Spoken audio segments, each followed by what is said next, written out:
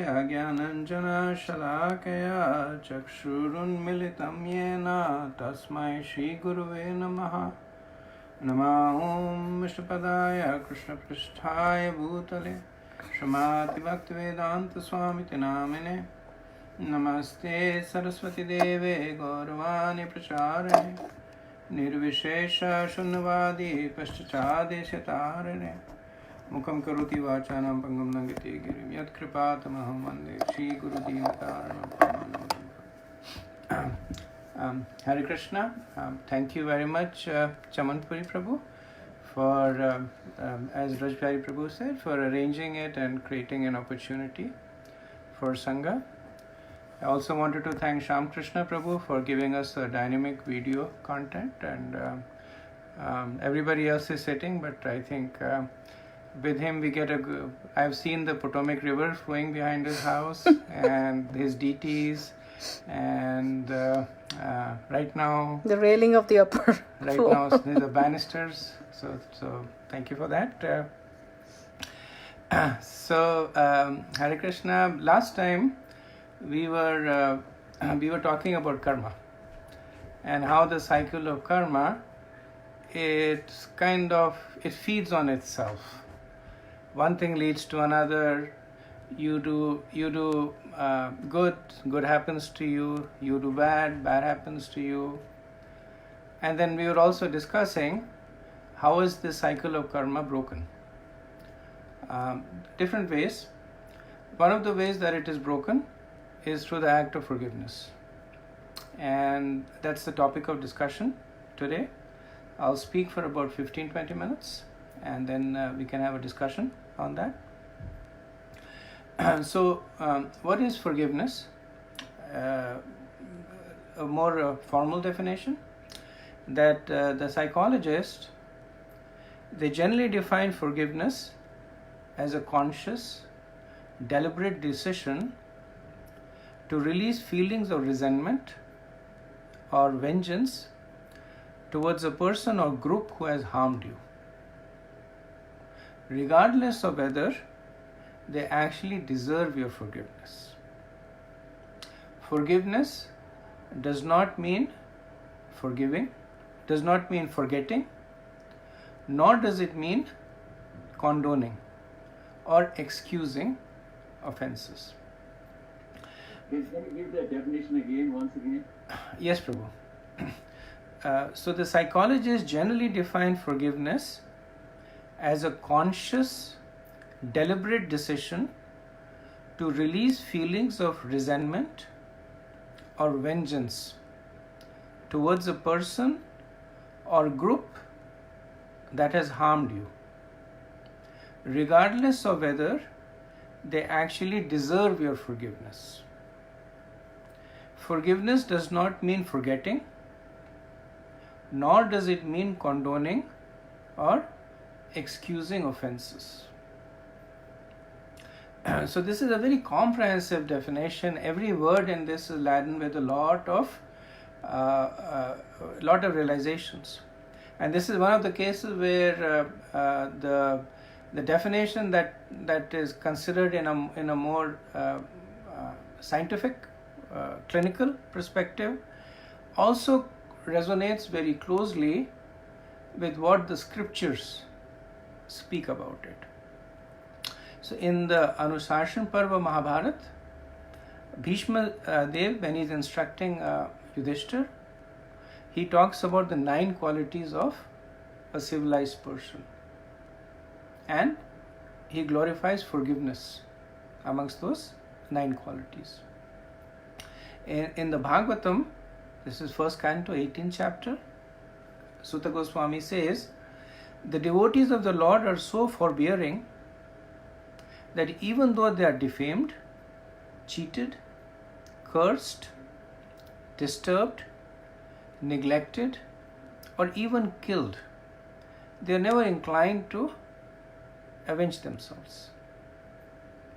And in the Harivamsha Puran, it is said that it is forgiveness alone that is the root cause of obtaining the Lord's favor. So, and there are many other quotes in the scriptures that glorify forgiveness, the common thread that we see in all of them is forgiveness is all about yourself. It is about releasing your negativity, your resentment, your baggage. It is about you making spiritual advancements, about you getting the favor of the Lord. So that is the perhaps the most fundamental and core realization that one can hope to make when one is embarking consciously on this journey. Forgiveness is not about the other person. It's nothing to do with the other person. The other person is just a participant in this. It's actually all about yourself.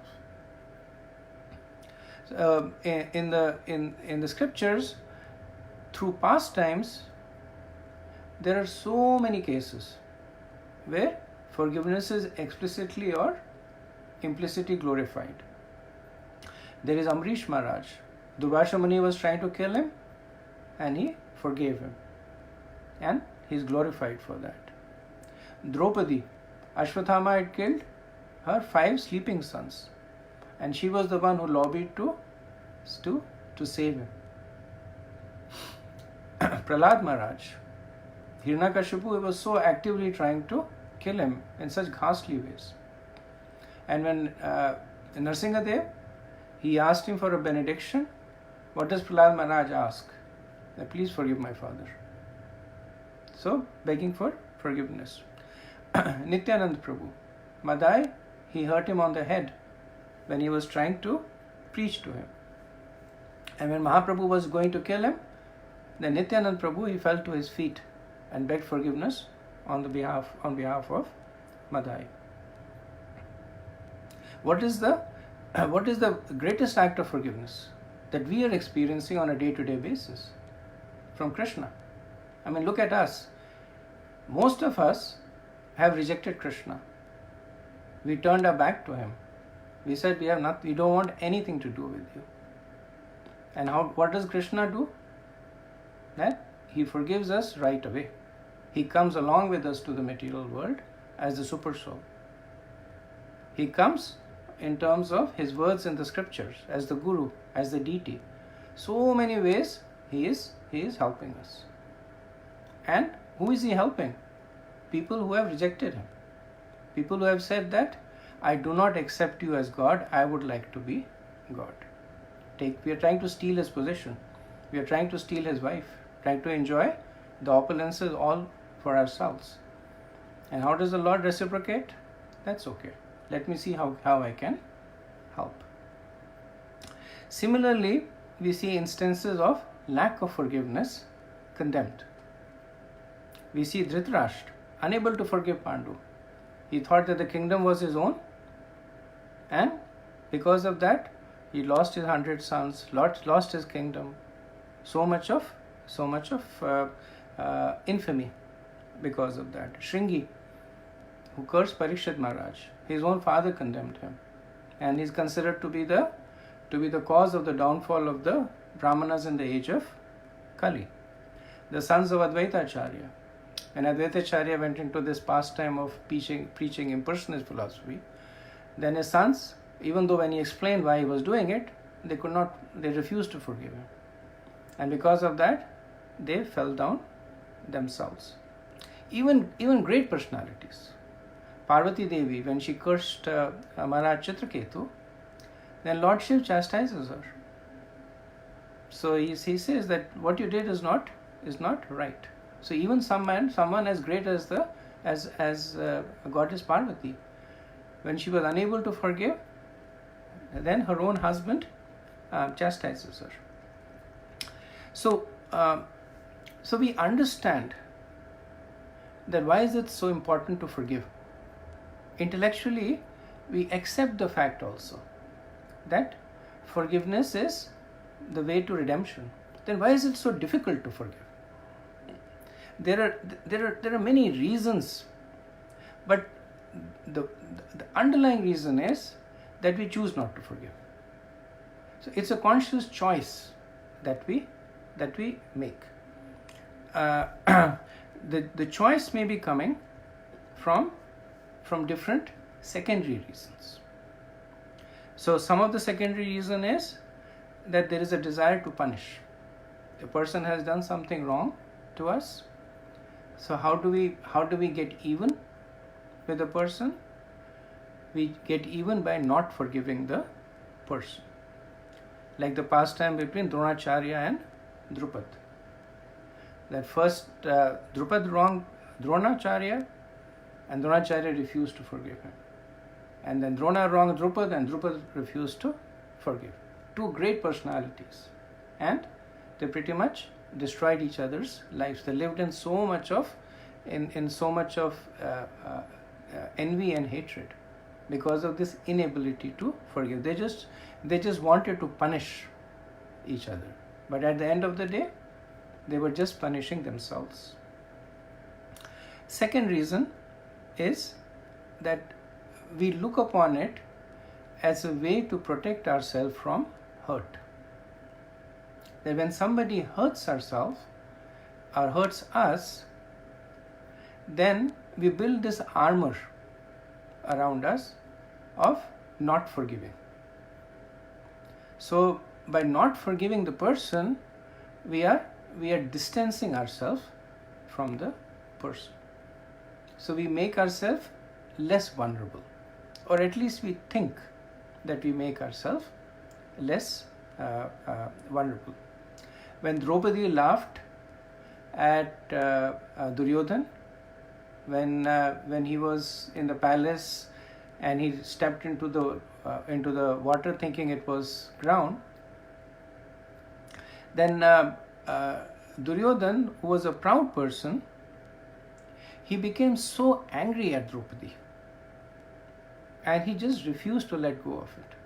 He refused to let go of that hurt. And according to certain commentators, that was one of the root causes of the Battle of Mahabharata. Third reason is that if we forgive, we think that we are weak. We say that we are not strong enough to exact revenge from that person. We are not strong enough to punish that person. That is why we are forgiving. So forgiving is perceived as the shelter of the weak. That since the person is unable to do anything, he is perceived as weak. And there is an interesting statement made by Vidur in this context. He says that there is only one defect in forgiving persons and not another. That defect is that people take a forgiving person to be weak. That defect, however, should not be taken into consideration because forgiveness is a great power. Forgiveness is a virtue of the weak and an ornament of the strong. Forgiveness subdues all that is in this world. What is there that forgiveness cannot achieve? What can a wicked person do unto him who carries the saber of forgiveness in his hand? Fire falling on the grassless ground is extinguished of itself. And forgiving individual defiles himself with many enormities. Righteousness is one of the highest good, and forgiveness is the one supreme peace. Knowledge in one supreme contentment, and benevolence and soul happiness. So we see so much of glorification coming from Mahatma Vidur, who is the personality of religion. Sometimes we don't forgive out of pride. We say that doesn't the person know who I am? Doesn't he know who he has offended? Wait till I get even with him. And sometimes we don't forgive out of small-heartedness, kripanam. So it is said that small people, they hold on to small things. So ultimately, all these are shelters that we choose to take. But the reason that we choose to take that shelter is because we have a desire not to forgive. And then we look for justifications of why we should not forgive. So what happens to us when we don't forgive? We live in the past. There is a pastime of two monks who were trying to cross a river, and there was a woman close by, and she said, "I can't cross the river, can you help me?" So one of the monk, he picked her up on his shoulder and crossed the river. And after they crossed the river, he let the woman go, and they were walking and walking and walking. And after a long time, the other monk turned to him and said, "How could you?" First monk said, "How could I what?" He said, You're a monk. You're not supposed to touch women. How could you pick that woman and carry her over?" So the first monk said, "I just carried her over the river. You have been carrying her ever since." So that's the difference. When you forgive, you let go. But when you don't, you live in the past. You relive that incident over and over again. The second is that the person that we think the least about, one who has hurt us, one that we harbor resentment to, we give him an enormous amount of power on ourselves and our happiness. So when we don't forgive, what are we doing is that we are giving the key to our happiness to that person. If he comes and offends us again, then we become even more resentful. We carry even more baggage. It makes sense for us to give happiness to those, the key to our happiness to those that we love and trust. But not forgiving, we are doing exactly the opposite. And it does not achieve anything. The person that we have not forgiven probably does not even know about it. He is happily continuing with his life. He is not carrying any baggage. So the person that we want to hurt is hurt the least. And the person that we want to hurt the least, which is ourselves, is hurt the most. So it achieves exactly the opposite of what we would like to do. It impacts our health. And there is actually a doctor in San Diego who cures cancer patients and he takes only the ones who are terminal, by taking them to forgiveness sessions. And statistically, his patients, they live a lot longer than they're supposed to live. And other doctors are also looking at it. So there is something known as psychosomatic disorders, the effect of one's mind on one's health. And if one's mind is vitiated, contaminated, if one's mind is too absorbed in negative thoughts, then it affects one's well-being. It impacts our enthusiasm. We become cynical. So when we don't forgive one person, in effect we are not forgiving anyone. We tend to look at everybody through the same lens of intolerance. We become suspicious and cynical and guarded, and our enthusiasm for service diminishes. And overall, it makes us unhappy. Let's look at the time actually. Okay, I'll try and wrap it. So what happens when we actually forgive? So it is said that forgive, there are 4 gives in a forgive. We give ourselves independence from the other person or the situation. So it is Independence Day. We give ourselves relief from hurt. We give ourselves access to forgiveness from others. So it is said that one who forgives also becomes eligible to being forgiven. Just like one who gives in charity gets in charity. One who does good deeds has good things done to him. Similarly, when one forgives, when one is forgiven.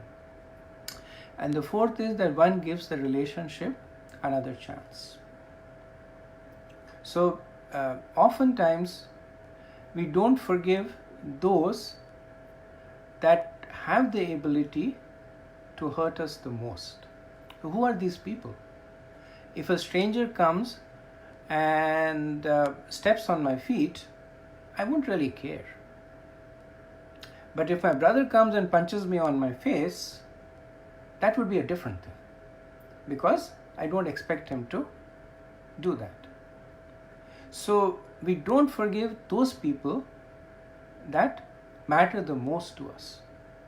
And because of that, so many of our close relationships, close friends, relatives, between husband and wife, so many of our very, very close relationships that have the ability to give us so much of happiness, support and nourishment, we are actually depriving ourselves of that.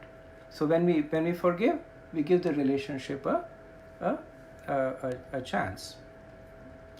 So it is not just it is not for the others, but it is for our own well-being that we practice forgiveness.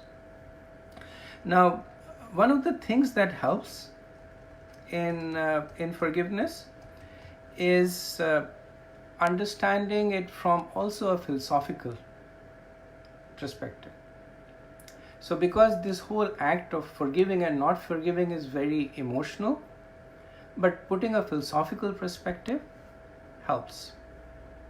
And there is a conversation in the Mahabharata between a mother, Gautami, who had one son, and the son was bitten by a snake and he died. So there was a hunter, and the hunter captures the snake and brings it to the mother and says, I have captured the cause of your distress. Now give me permission and I will kill the snake. So Gautami says, what will it give me? My son is already dead. What's the point in killing the snake? And there is a long conversation which the snake then says that I didn't kill your son. Your son's time had come, so Mrityu asked me to do this service. So then Mrityu comes, and the hunter says, okay, I'll kill the snake and Mrityu. Mrityu says, I didn't kill the snake. Kal asked me, I didn't kill the son. Kal, or the personification of time, asked me. So then Kal comes. And hunter says, okay, I will kill all three of you. And then Kal says, I didn't kill him. It was his own activities. It was his time to die. Why did he die? Because there were activities that he had performed that had made it necessary for him to leave his body. So then Gautami, then she summarizes everything, and she says that ultimately it was my son who was responsible for his death. Ultimately it is me who is responsible for my suffering. So what is there to forgive when I myself am the cause of it?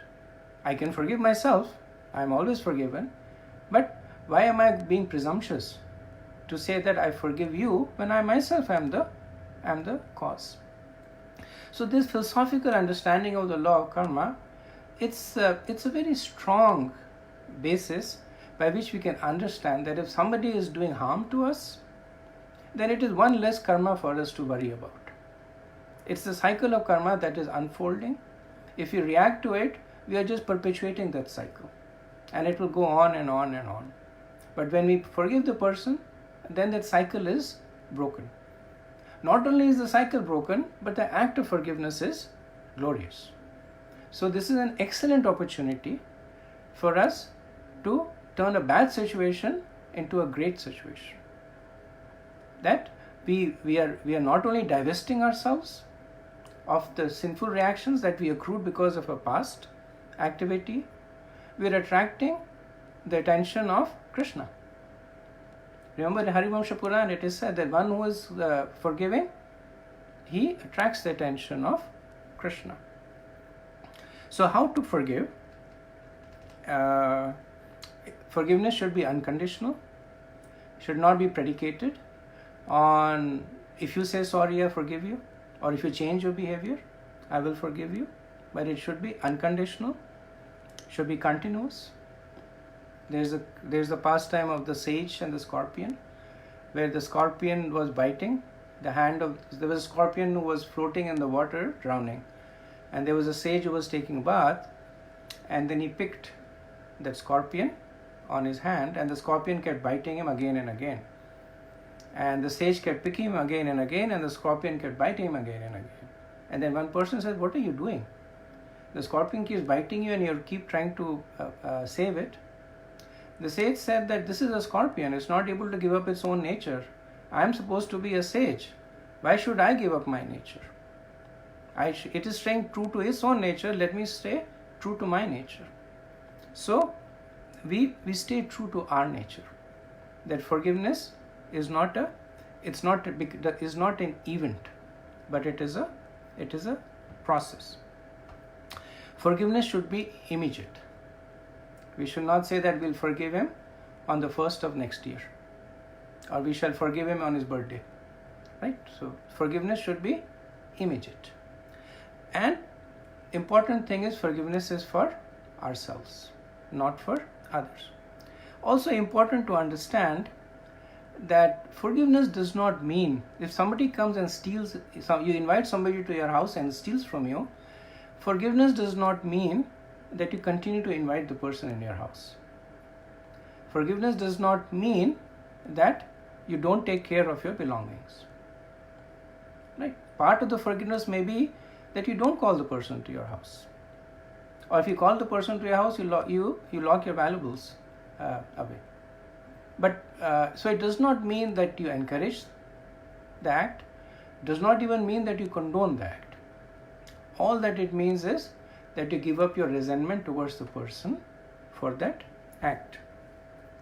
Some of the practical techniques of forgiveness is communicate to the person by words or by actions. You can write a letter. You need not send it, but just write a letter forgiving the person. Bhaktisiddhanta Saraswati Thakur says that this is mostly among devotees, that glorification is a sure way of forgiveness. That if you feel resentful towards a devotee, go out of your way to genuinely glorify the qualities that you genuinely see in the person. And then you will see that there is no need to forgive. Mahatma Prabhu in the seminar says, this is more of a mnemonic, he says that if you're having trouble forgiving a person, consider yourself attending the funeral of the person. And you will realize that it was not such a big thing. It did not really require you to break your relationship from him. So I'll conclude over here with a summarization that the act of forgiveness is glorified by the scriptures, by the psychologists, and by common sense.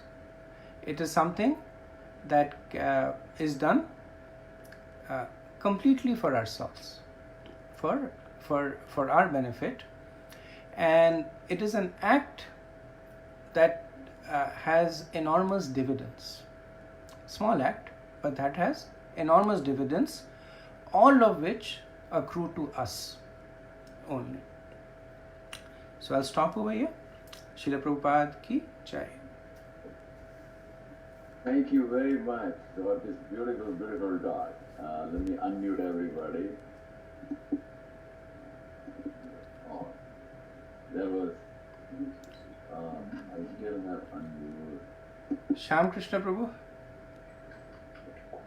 That was, everybody is unmuted if anybody wants to say anything.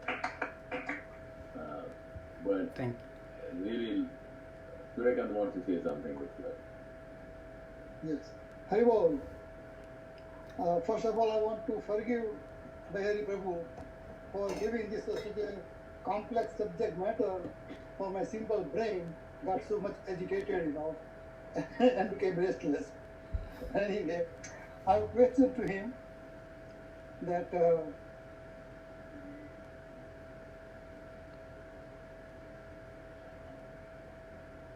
Your problem looks like. hello, can you hear me? We Now lost. hear We can hear you now. Okay. Should I have to repeat my thing or? Please repeat it. Okay. Well, I started saying that, Bhayahari Prabhu, I forgive you for giving me such a complex subject matter for my simple brain that got agitated. But I have a question. Initially, you said that forgiveness is our choice.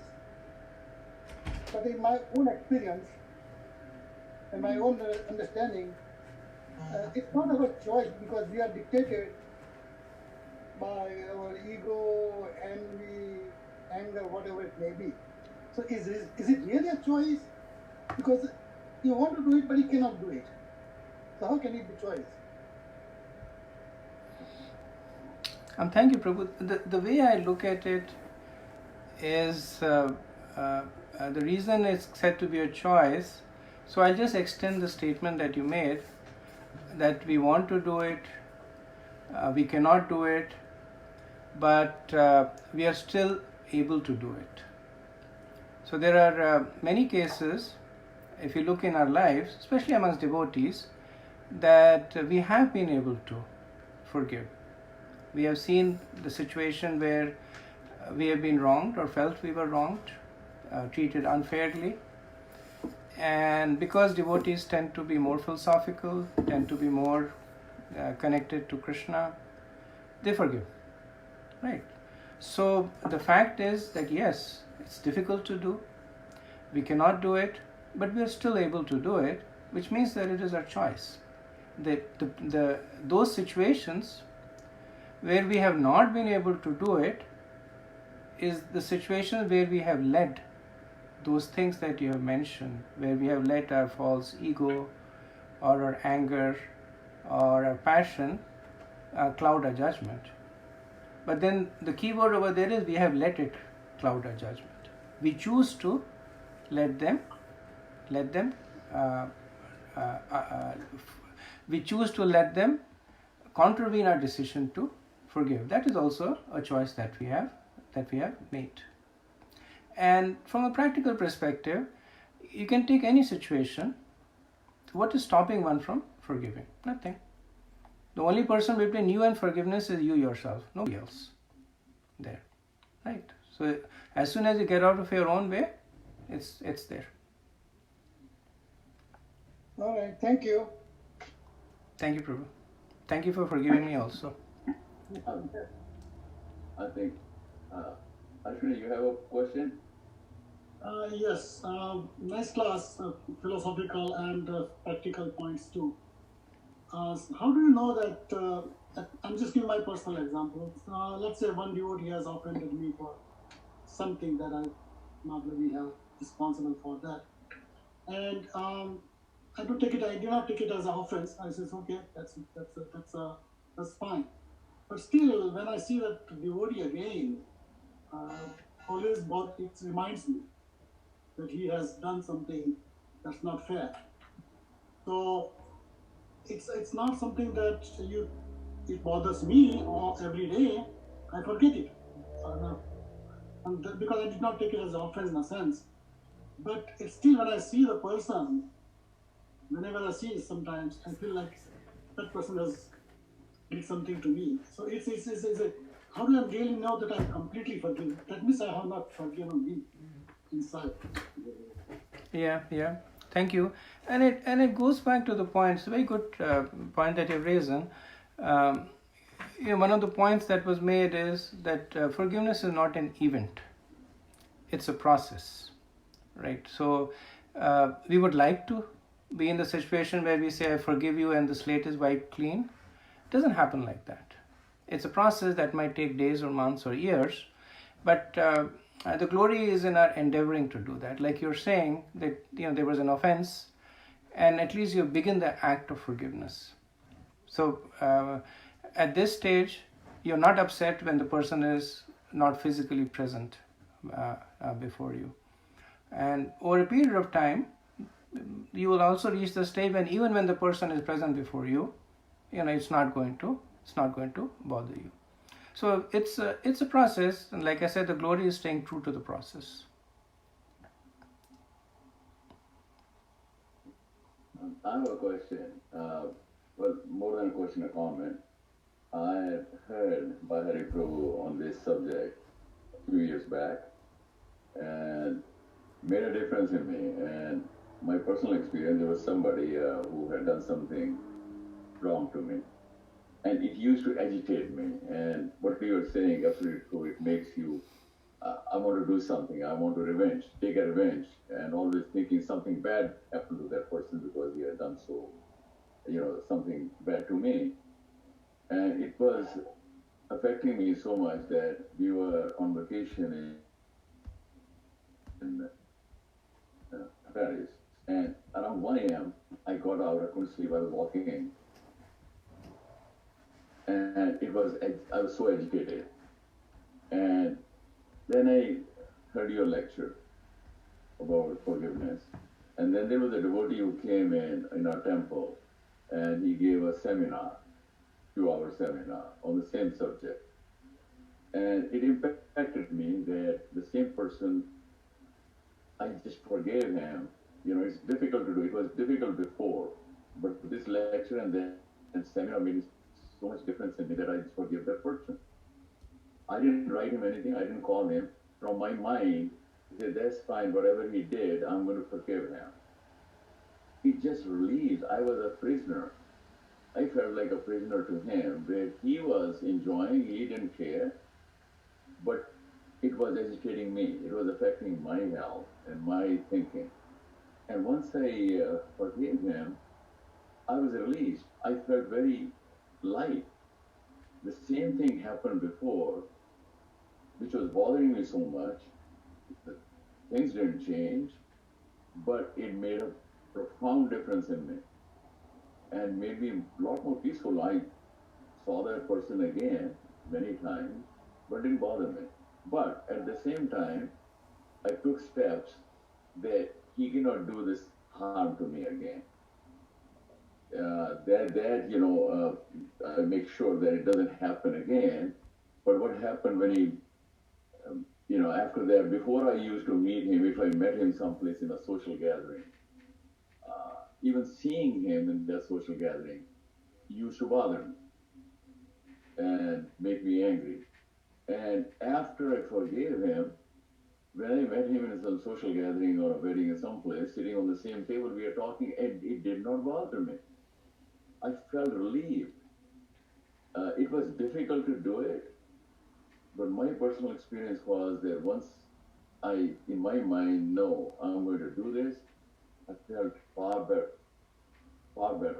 and that person doesn't bother me. The other thing which I saw was, which you said, example you gave, that the person, the child who died, eventually it came out that it was his karma. His time had come because of what deeds he had done. And there was another example. There's some couple of times when it happened. One time it happened in the late 60s, early 70s. The person who was doing, something wrong to me, and I couldn't do, I was in a helpless position. Later on, after a few years later, he paid for it. I didn't do anything. Things happened to him. And it has happened, if somebody is doing bad karma, and I look into it, they will pay for it. But I want to forgive so I don't suffer. And so in my life, when I've seen, the first time in 69, 70s when it happened, it was my boss. But anyway, but that was not something I forgave him. No, not at that time, but it just happened. But later on it has happened, and that was that your lecture before and the seminar made the difference. But I hope if something happens like this to others, and that's the reason I requested you to give this talk today, that it may make a difference in some other people. But thank you very much. Very, very, very pertinent talk.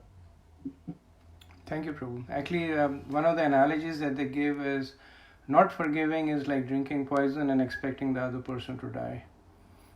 So you're basically you're basically inflicting so much suffering on yourself and hoping that it gets transferred to the other person, and the other person is enjoying. So thank you for that example, your personal realization. I forgave Suryakant, although he didn't do anything wrong to me, but I still forgave him.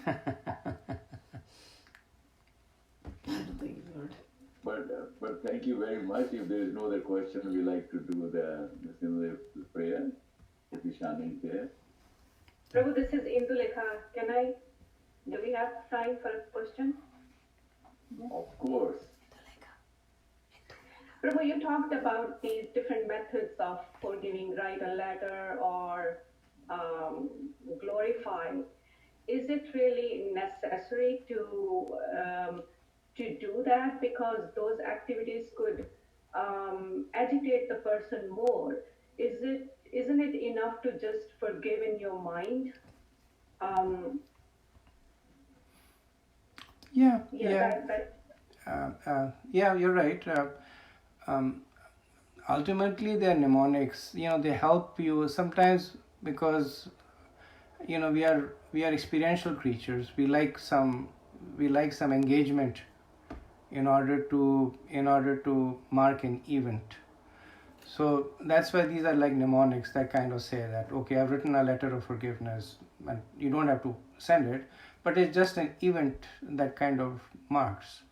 But they're all basically helping you reach that stage where in your mind, it's the lack of forgiveness, the resentment is in your mind, and the forgiveness comes from the mind. Bhaktisiddhanta's recommendation is more for Vaishnavas, because in the Vaishnava context, forgiveness or offenses, they acquire a whole different dimension. In a more material sense, if somebody offends you, it's, you forgive or not forgive the person, it's a material interaction. For devotees, it's Vaishnava Prad. It's a whole different thing. It can destroy your bhakti. So that is why he recommends erring on the side of, abundantly on the side of caution. That if you feel that you have resentment towards somebody, if you feel that there is a possibility of you offending somebody, then you adjust by switching to the other side. If you're glorifying a person genuinely, then there's no opportunity to feel negatively about the person. That's more for devotees. In general life, maybe a little difficult, as you're rightly pointing out, that a person is performing activities that are disturbing, and then you go and glorify the person may think, okay, I'm on a roll right now, let me do more of what I'm doing, right? So that might have negative consequences. Yeah, thank you for clarifying that. Thank you. I think forgiveness is a sign of strength, not a sign of weakness. A lot of times people construe as a weak person, like you were saying in your talk, but it is not. Now Ishani is going to go ahead and say the prayer, but we need to wish her a happy birthday, so I'm going to unmute everybody so we can wish her a happy. Who is going to sing? Happy birthday to you. Let me unmute everybody. Who's going to singer? Katie, where's Katie? Katie, can you start singing happy birthday? Oh, I'm not good on the singing happy birthday. I can sing the song happy birthday. Okay.